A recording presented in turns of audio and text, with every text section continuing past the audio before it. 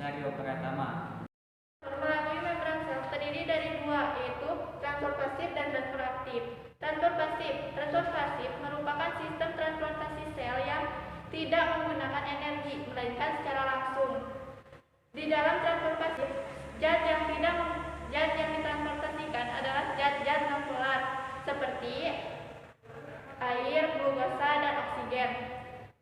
Sistem transport pasif terdiri atas difusi langsung, difusi terbantu, dan osmosis. Difusi langsung adalah proses perubahannya suatu zat yang berkonsentrasi tinggi menuju zat yang memiliki konsentrasi lebih rendah sehingga konsentrasi keduanya seimbang. Difusi terjadi karena sifat dari molekul-molekul yang bergerak. Difusi langsung terjadi pada transfer oksigen dari luar ke dalam sel. Difusi terbantu berlangsung ketika transfer glukosa dari luar ke dalam sel dibantu perantara protein. Difusi terbantu terjadi karena glukosa tidak bisa melewati membran sel dengan sendirinya kecuali dengan glukosa diikat pada protein pembawaannya. Osmosis adalah proses menyeimbangkan konsentrasi air di dalam dan luar sel.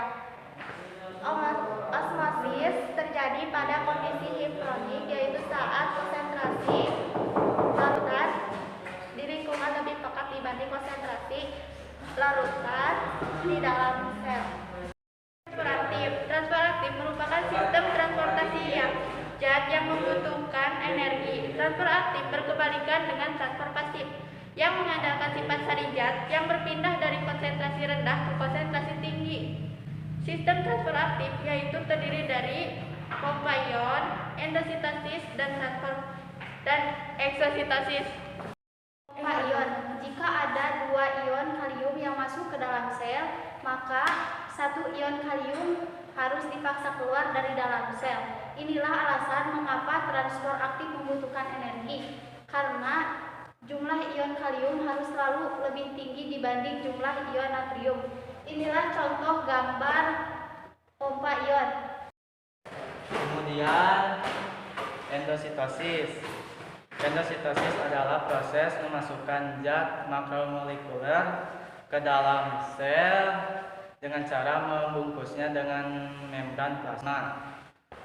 Zat molekuler yang dipindahkan dapat berbentuk padatan, fagositosis ataupun cairan pinositosis.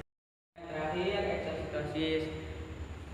Eksositosis adalah proses mengeluarkan zat makromolekuler hasil metabolisme dari dalam sel keluar sel. Eksositosis dilakukan dengan cara membungkus zat makromolekuler dengan membran plasma lalu dikeluarkan dari sel. Sekian dari kami.